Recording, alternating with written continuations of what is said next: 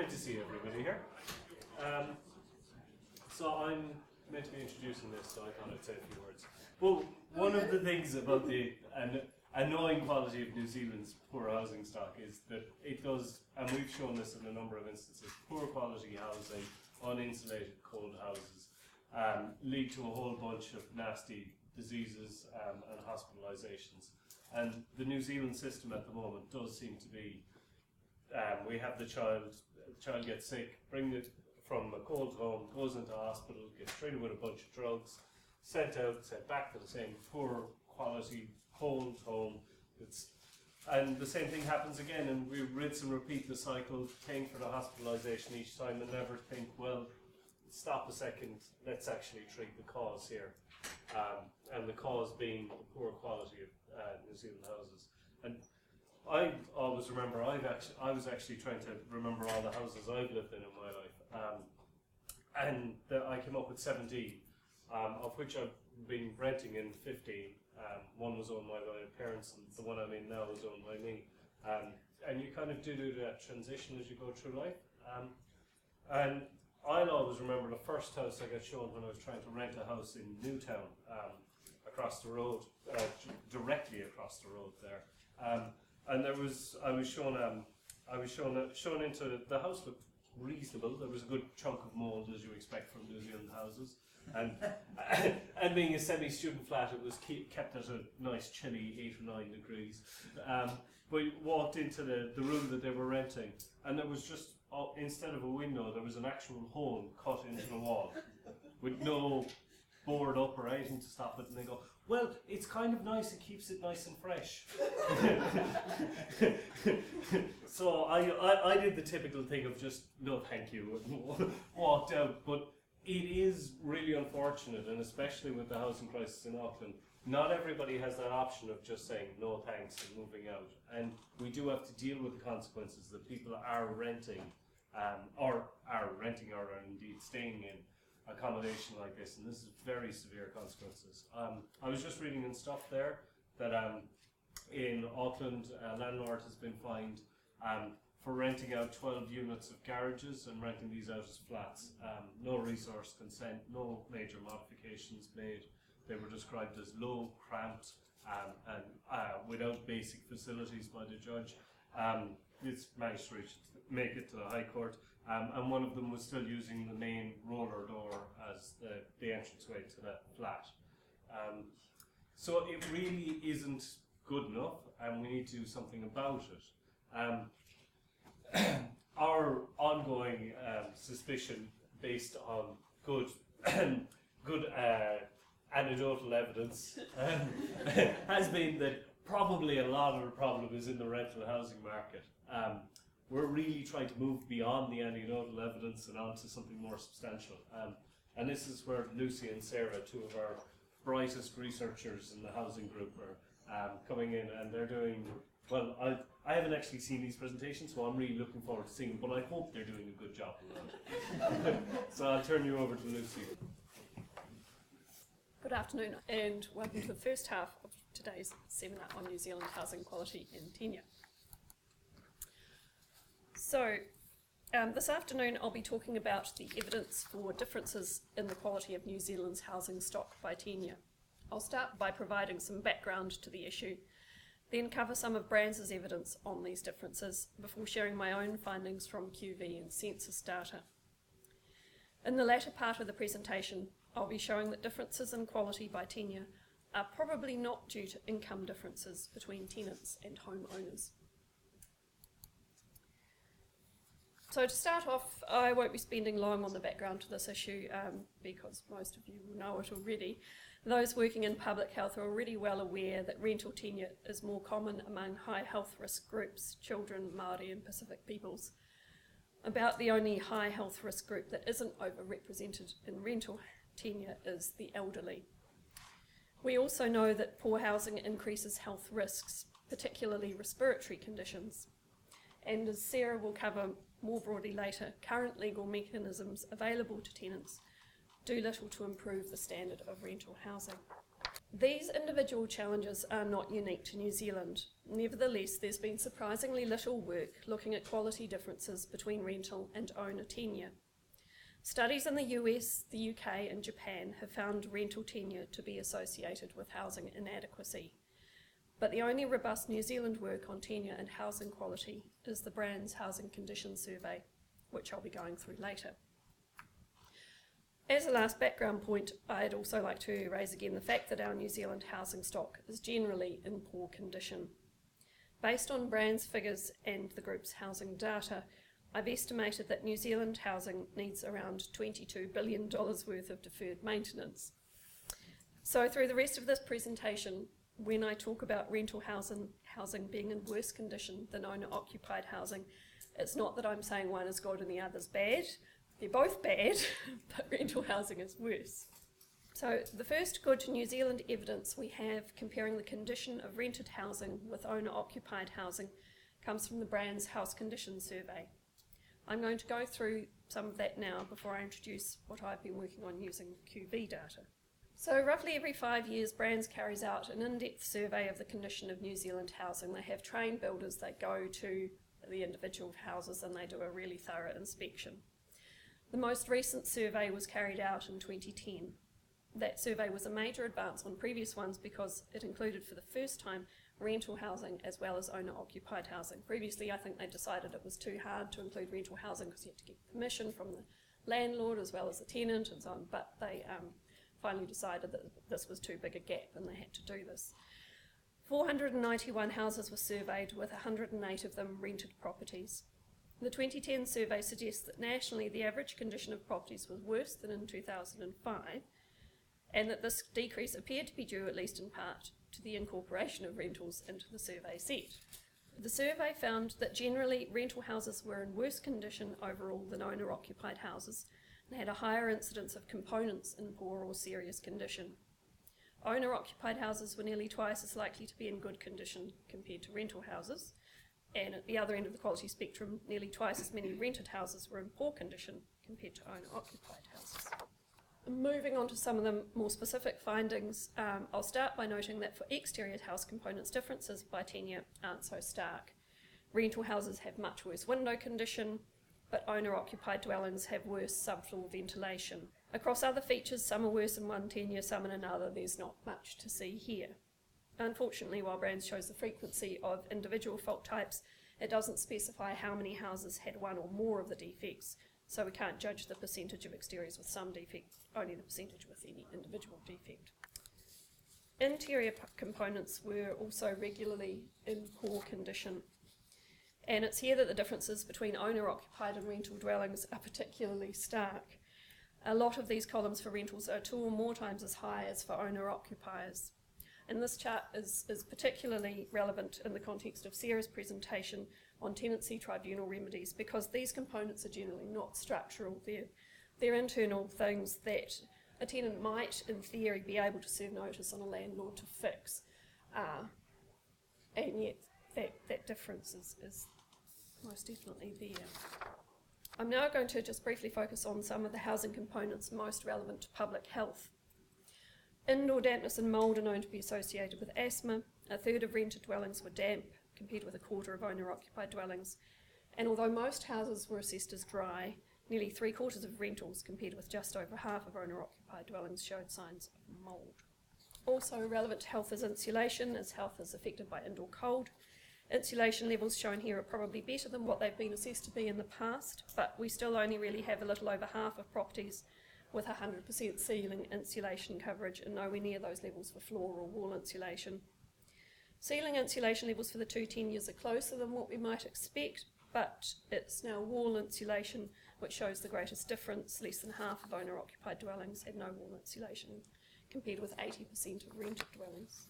More importantly, though half of the properties may have 100% insulation coverage, it's only rarely as thick as it needs to be.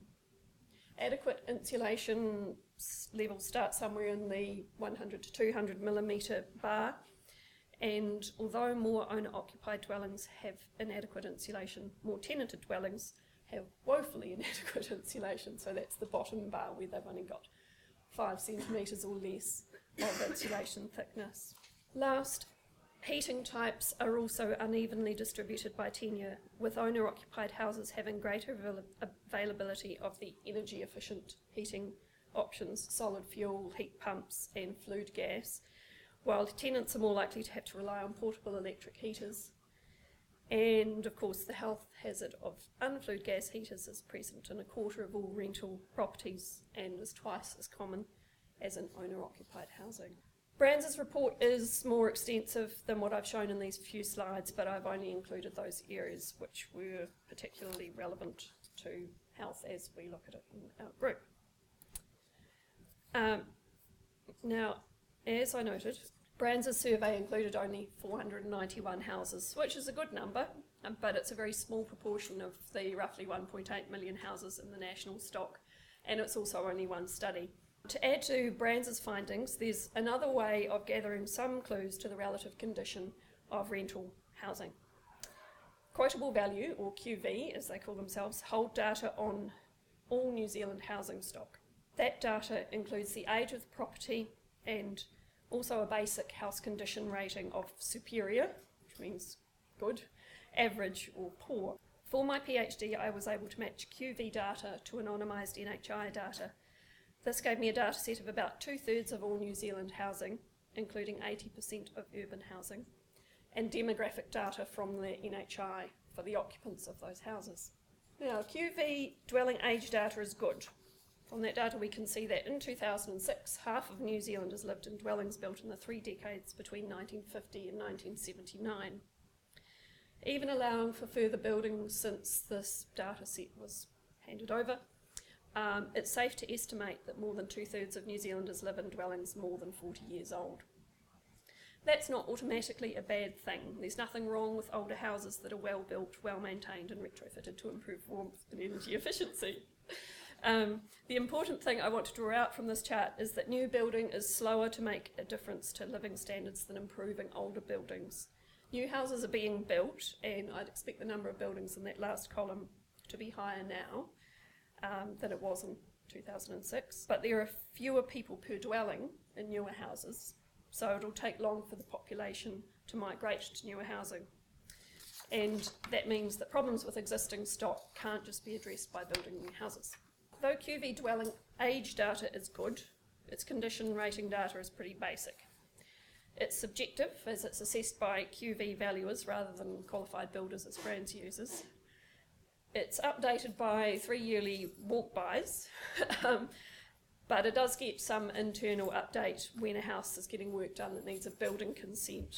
So then a Brands valuer goes around and gets to go inside the house and have a look and see how things are. So that's slightly better than just the walk-by. Brands correctly point out that their ratings are more accurate than QV's because they include a full assessment of the property condition, both inside and out. And Brands also states that QV condition ratings are higher than Brands's. However, Brands must use a different source of QV dwelling condition to what I have, because my matched QV NHI data has a very different distribution and far less variation in dwelling condition than the Brands QV condition. The point of this graph is to make it clear before I move on to the following slides that I can't say my housing quality data is robust. However, I think it's probably fair to say over the more than 1 million properties on which I have data that the houses rated as poor are likely to be in pretty poor condition as a general set, and the properties rated good or superior are more likely than not to be in better than average condition. Consequently, any variation from the average rating is more meaningful than the raw numbers might suggest. In order to look to add to information on the condition of housing by tenure, I took the QV housing data and assigned each dwelling a rental index using 2006 rental census data. The rental index is the percentage of households in the mesh block who rent. So it therefore represents the likelihood that the dwelling in question is in rental tenure. It doesn't say that the dwelling is or isn't, but it's just a sort of a general likelihood. We can then look at the likelihood that a dwelling is in rental tenure by age and condition of dwelling. Basically, new houses are less likely to be in rental tenure than older houses, and homes in poor condition are more likely to be rented than homes in better condition. But if the houses are in poor condition, the rental distribution isn't linear. You'll see that poor condition 1960s to 1980s dwellings are more likely to be in rental tenure than poor condition dwellings built in the first half of last century. We also know from the distribution of housing by age that this bulge represents a large proportion of the housing stock. Therefore, dwelling age is not a great indicator of dwelling condition for tenure comparisons. For that reason, the rest of the presentation uses dwelling condition rather than age to compare tenures. Both brands and QV data show rental housing to be in worse condition than owner-occupied housing. But to me, there's another question that needs addressing. We know from census information that renters have a lower average income than owner-occupiers. So it could be that your housing quality is just a reflection of your income. If housing condition reflects the income of the residents, we'd expect tenanted housing to be in poorer condition because renters are poorer. In the next part of the presentation, I'll be introducing some work in progress, which looks at whether the poor quality of rental property is simply a function of the tenant's income relative to homeowners. So using the QV data described, as well as the rental index, I assigned each dwelling a mean mesh block income. I used income rather than NZ-DEP because NZ-DEP already includes a weighting for tenure. And income is also a more straightforward indicator of cash available to pay in rent or mortgage. Still, at this point, we're getting to a lot of averages, and income data isn't always as complete as it might be on the census, particularly for some ethnic groups. And this section's more of a work in progress, so I guess I'd call this part of the presentation clues rather than evidence, which was alluded to in the title. But bearing in mind these caveats, we're adding these things together. We have a nationwide data set with some basic data on dwelling condition, likelihood of being rented, and a rough guess at income levels. Putting these lumps of data together, if dwelling conditions simply reflected income, we'd expect to see a distribution like this. On the y-axis, we have the mean dwelling condition. On the x-axis, we have a percentage of households in the mesh block that are in rental tenure, or the likelihood that any individual dwelling is in rental tenure. The bubble sizes here show the actual number of dwellings in each income, tertile and tenure sextile. I've chosen sextiles for rentals because conveniently it provides a division at a third, which is about how many people rent, and at a half, so we can see those areas where more households are renting than not. Now, if income alone dictated the condition of a dwelling, we'd expect to see the bubbles distributed along pretty much straight lines. Houses in mesh blocks with higher incomes would be in the best condition, regardless of how likely they were to be a rental property. And houses in mesh blocks with lower average incomes would be in worse condition, again regardless of how likely they were to be in rental tenure. Instead, we get this distribution. As the likelihood of a dwelling being in rental tenure increases, the dwelling condition decreases, though there's a bit of a rebound across those rear mesh blocks at the end where more than 2/3 of households rent, but they're really small numbers down there. This distribution holds across all income tertiles, though the gradient is shallower for those on low incomes. The situation gets worse if we look at population numbers rather than dwelling numbers. If you live in a mesh block with more than the average number of rental dwellings, it doesn't matter whether your mesh block's average income is low or average. Your housing quality is equally poor. So we're looking there from about 0.34 and 0.51 on. So more than a third of dwellings in rental tenure. The blue bubble and the red bubble are pretty much in the same place. So even if your area's income is high, you've still got the same quality of dwelling. The variation in quality is by proportion of rentals, not by income. For those who like numbers, like me, I've included some basic linear regression for mean dwelling condition across mesh blocks. It may be that linear regression is not the best, but it's a starting point, and as I said, work in progress. These show that not only does income make a difference to quality, but also that across income tertiles, there's a significant decrease in housing quality with increased rental index. Before going on to a breakdown by age and ethnicity, I thought I'd also include this chart to show that overall quality varies by ethnic group. This chart adjusts for NZ-DEP. Māori and Pacific people's housing is worse than New Zealand, European and Asian people's housing, and households with children have worse housing than those without, with young children having the worst housing. Looking at age group by tenure and income, we see the same quality distribution as we saw in the earlier charts, though income makes slightly more difference for the elderly than for children and those of working age. And the same distribution appears again for New Zealand, European, Māori and Asian peoples. There may be an exception for Pacific peoples. I'm still figuring out what that chart means exactly. And more importantly, why it appears that Pacific people in areas with high or average incomes, but where more people rent, have worse housing than in areas with low incomes where more people rent. There may be a reason for this that I haven't figured out yet, but because I don't know, I'm not going to make any hypotheses about that.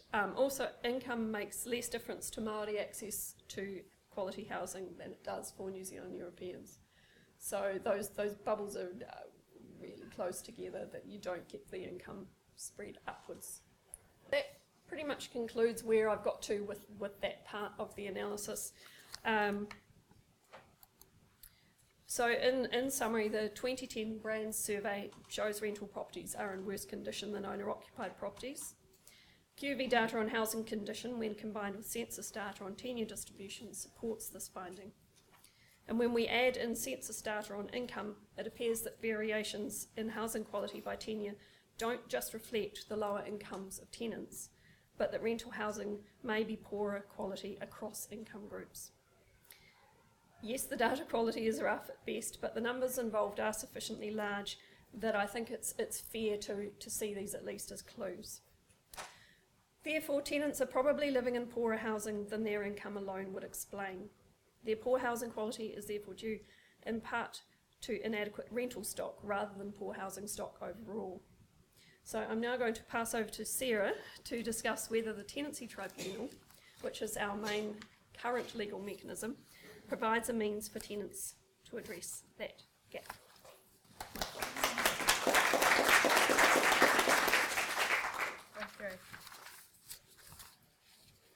So my part of the presentation today is to look at what we mean by poor quality, particularly for tenants living in the rental sector. Is a cold, mouldy, damp house poor quality by our legal standards? We know that generally in New Zealand we haven't been good at insulating or heating our houses. This becomes more apparent when you go and live overseas and you can walk into the door and take your jacket off instead of keeping it on, or put a number in a little box on the wall and that's how hot your house will be. That's a real luxury in New Zealand houses. So what can tenants expect when they make a complaint if they decide that the house they're living in is in poor quality and they want to do something about it? My main question for this presentation is, what is an acceptable standard of rental housing according to our legal standards and our methods of enforcement? There's no shortage of acts and regulations which have something to do with the housing condition in the rental sector. The problem is most of these are outdated. They don't include the current evidence we have about the relationship between housing condition and health. They're unclear for the people trying to enforce them. They're not enforced properly. They're interpreted narrowly. And for some of these acts, the people who are enforcing them, local councils, aren't even sure if they are still able to be enforced or if they're now being superseded by other acts. So the Health Act is administered by the Ministry of Health, and that is largely enforced by local councils, and that gives them the power to go and look at unsanitary housing conditions. They can issue closing orders if a house is deemed to be uninhabitable and really bad condition. They can make bylaws to protect public health, so related to housing. Generally, local councils take a reactive approach though, so it's quite rare for them to intervene in a rental housing dispute. Generally, they'll refer tenants on to the to the Tenancy Tribunal. We have the housing improvement regulations, which have wonderful things in them, like we need housing to be free from dampness. Housing needs to have an approved form of heating in the lounge, which sounds great, but can just be a plug in the wall, if it is ever enforced or referred to. And these come under the Health Act. It's unclear whether these still actually apply as well. The Building Act, which came in 2004, some parts of that may have made the housing improvement regulations redundant, but that's quite a legal debate that no one's really having or understands, although local councils are confused by the housing improvement regulations. by many accounts. So the Building Act has greater fines for infringement and also deals with insanitary housing, and also has a clause in there about water ingress, which mostly relates to leaky buildings rather than issues of dampness. And MOBI and local councils enforce that. Finally, we have the Residential Tenancies Act, which is what I'm going to focus on today. Generally, if you're a tenant and you go to a council, you'll be referred on to tenancy services. It does depend on which council you're dealing with. They do vary, but that's the general rule. So the Residential Tenancies Act is administered by MOBI and the Ministry of Justice, and it set up the Tenancy Tribunal. So in 2010, there were 550,000 houses that were renting, 50,000 complaints were made, and 40% of these made it to a tribunal hearing. So the rest of them were dealt with in mediation. So a mediator came and resolved the issue between the landlord and tenant. Most of these complaints are related to rent arrears from landlords. Very, very few tenants go to the Tenancy Tribunal or go to tenancy services. These orders, a lot of them are published online on a website hosted by the Ministry of Justice. I think there's about 2/3 there. They aren't published on the website if one of the parties objects to that happening, or if there's some sort of confidentiality or privacy issue. So in this work, we reviewed Tenancy Tribunal decisions from 2010 that were made in Wellington and Dunedin.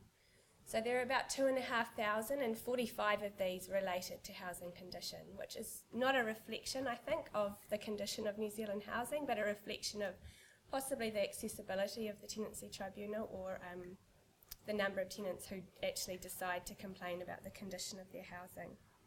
So the next part of the presentation, I'll look at what we can learn from the orders made by adjudicators in the Tenancy Tribunal. So what standard are they enforcing, or what do they decide is a reasonable state of repair in a rental house? So the house in this picture was built in 1930. There was a Tenancy Tribunal case in 2010 brought by one of the tenants of this dwelling. The main point that came out of this order that I read was that we repair to an original standard. We don't improve dwellings. Improvement is not part of our standard. So the adjudicator in this decision said generally an older house will be colder than a newer house because of the lack of insulation. A tenant who chooses to rent an older house cannot complain about that. As another example, older houses do not have extractor fans in the kitchen and bathroom. Such devices did not exist when older houses were built. So our current standard is only as good as it was in whenever that house was built, so 1930 in this case. You can't ask to have an extractor fan put into your bathroom if it's mouldy because they didn't exist at the time that your house was built, and that would be an improvement rather than a repair to your dwelling. So the main rule that comes out of this order was that we look at the age and the character of the building, and we repair, we don't improve. Most of the cases that we looked at, the 45 cases, related to mould, cold, damp or leaking housing. That was the main issue that tenants brought forward. So the adjudicator had to decide who was culpable for the mould or the damp or the cold, or what was culpable. In most cases, this was quite difficult for them to decide. In quite a hopeful statement by an adjudicator, they said that responsibilities lie with both the landlord, who must ensure that the premises have sufficient ventilation and insulation, and with the tenant, who must ensure that the premises are adequately ventilated and heated, which sounds great. But this was very rarely the case. There were no instances where an adjudicator ordered that a house be insulated or that heating be provided or ventilation installed. So that was an anomaly there. More usually, the adjudicator would look at whether there was mould, how bad the mould was. If it was severe and likely to cause a health hazard, they would then decide what sort of action should be taken.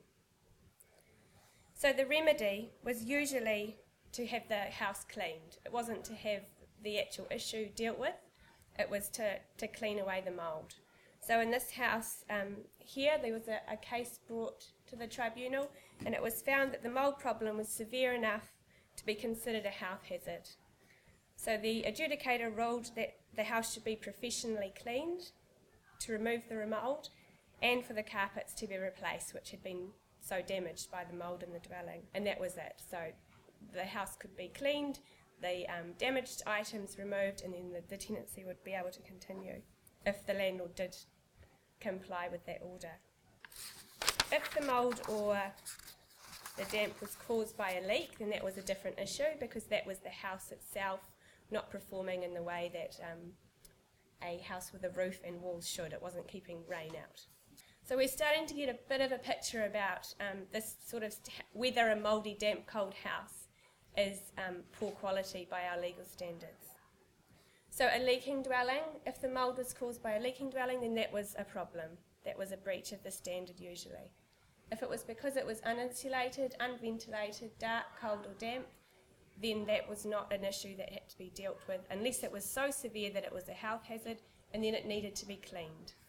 I came across a case that made the news earlier this year, and also had a number of cases against it last year. It was quite a terrible instance of a leaky building. The adjudicator said, "This is not a case which regrettably is far too common in New Zealand, where the premises suffer from damp and mould because of, for example, lack of insulation, lack of sunlight or poor ventilation or poor heating, or a combination of these factors. In that type of case, there is not necessarily a breach of Section 45, which is the section which refers to a reasonable state of repair." So that sums up whether we think mouldy, cold, damp housing is a breach of our standard. Now, often adjudicators were also trying to decide these cases without adequate evidence. An inspection by an environmental health officer or building inspector from the local council wasn't routine, and it definitely wasn't mandatory. Often they'd rely on photographic evidence or correspondence between the landlord and tenant. In really bad cases, a photo would probably be enough, but deciding on whether a house is in a poor state of repair can be a difficult process, and people have to go through training to be able to do it. So I suspect it would be quite difficult for some adjudicators to decide whether the house was actually in a reasonable state of repair or not. Interestingly, Dunedin seemed to have more cases where an inspector was used. Wellington, it was very, very rare for there to have been an inspection by an environmental health officer.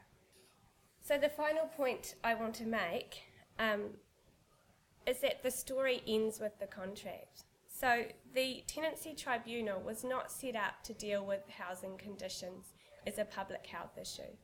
Once we'd written up this paper, we sent it to some of the key people working in the area, including some people in the Tenancy Tribunal. And a big point there was that they are there to resolve disputes between landlords and tenants. They're not there to enforce housing standards or to protect public health.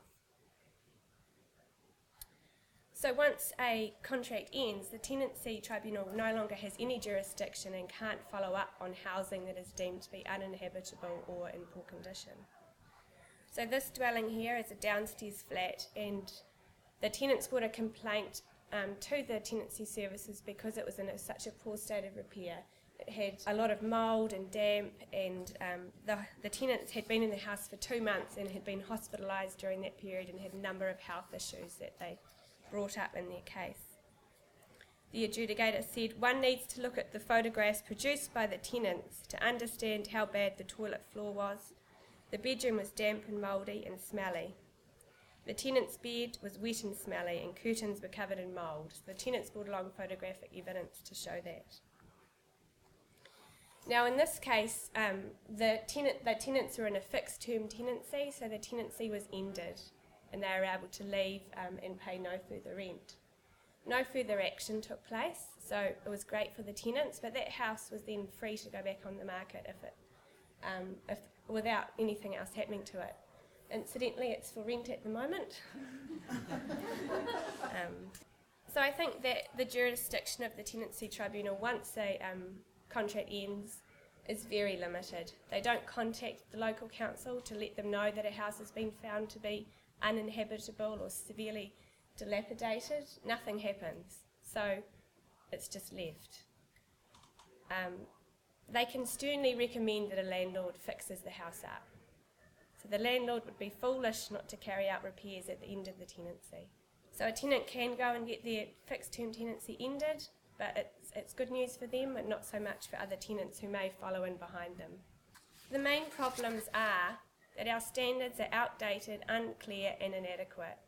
And we know this already. The Productivity Commission said and recommended to the government that they review our housing quality standards and look at how they're enforced. Bill English's reply was that we have standards. We have the Residential Tenancy Act, which requires that a house is kept in a reasonable state of repair, and they have no plans to do anything else about it. And also that looking at housing quality could interfere with their other objective, which is housing affordability. I think another main issue is that housing conditions through the Tenancy Tribunal are dealt with as a contractual issue. They're not dealt with as a public health issue. And the Tenancy Tribunal has a limited jurisdiction and doesn't collaborate with local authorities who have greater powers to issue closing orders or to bring about much bigger fines for landlords who are consistently breaching our very minimal standards. So the solutions. Well, I think it's obvious that we need to review our housing standards. It's unclear how they relate to each other. They're outdated and they're very minimal.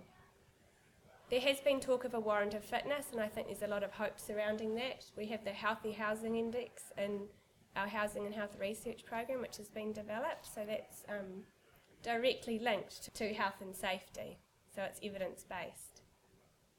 We need to increase collaboration between the Tenancy Tribunal and councils, and that seems obvious and would seemingly be quite an easy thing to remedy. Once you have a house which is deemed to be uninhabitable, or the tenants are able to end their tenancy because it's in such bad condition, notify the council and get follow-up there so that the house can be, the condition of the house can be addressed. Make inspection mandatory, so have the council go out and inspect a house if the tenants feel that it's in poor condition or have concerns about it. They're trained to do that and are able to do that.